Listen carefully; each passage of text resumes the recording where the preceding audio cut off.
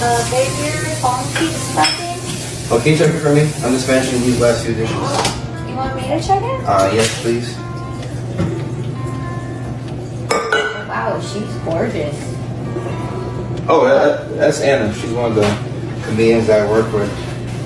Wow, she's really pretty. Yeah, that's just the headshot for tonight's show.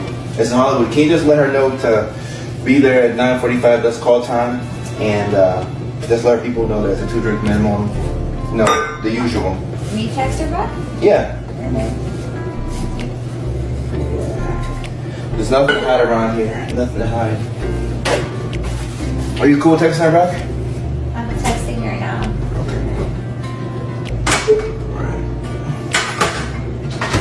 She says thank you. Okay. All right. Perfect. We'll see them tonight, and it's gonna be a great show. So I'm looking forward to it. All right, babe. I'll be back in the kitchen later. I gotta go do the laundry. One of the scariest things in a brand new relationship is checking your partner's phone, even if they ask you to check it. A lot of times we want to avoid looking through our partner's phone because we don't want to know what's going on. If you're doing something, don't bring it to me. I don't want to know. And this might not be everybody's experience. Some people want to know. Some people want to go through their partner's phone and see what they're doing. When your partner's phone is going off and they're okay with you looking through their phone and you're not used to this, it's your first healthy relationship, it's going to make your head spin because you're not accustomed to this. This is not your default. You're used to arguments over text messages. You're used to dating somebody who's probably cheated on you. They were dating somebody at the office and they say that person's name in their phone at the Pizza Hut, or they went on a trip and they said it was a boy's trip, a girl's trip, and it turned out to be something else. All of these things can be characterized as trauma. These are traumatic situations.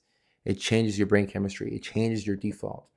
It's very difficult to go from somebody who's accustomed to trauma, and boom, healthy relationship. No, it's going to take some getting used to.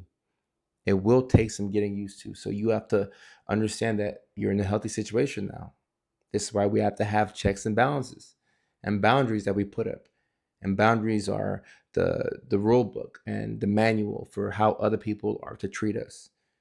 Nobody can argue with your boundaries. I mean, they can argue with your boundaries, but you don't have to stay there to listen to them argue about what your boundaries are. When you find somebody who respects you, they acknowledge your boundaries, and they want to be with you, and they go the extra mile, they may be okay with you picking up the phone every now and then. And you're sitting there, your heart's beating at your chest. You're just hoping and praying and wishing that when you pick up the phone, it's not an op.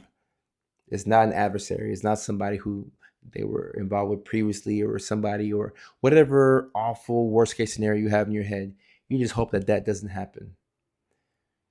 And sometimes you can be dating somebody who was healthy and they could make a mistake. And then your paranoia is like, I knew it. I shouldn't have trusted. I'm never trusting again. All of these things can happen. But I do want you to understand that there is a thing as a healthy relationship. There are people who can find people that like them and vice versa. But the first step to finding a healthy relationship is believing that you are worthy of one and that you can find one. So in this video is something that really resonated with you. Just understand that you can find a healthy relationship and all hope is not lost. It'll just take some time.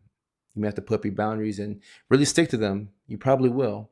And you'll lose a lot of folks in the process. But eventually you'll find that person for you.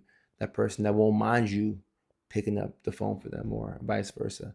Somebody who's not sneaking around and somebody who really respects and values you. All that is possible for you. I believe in you.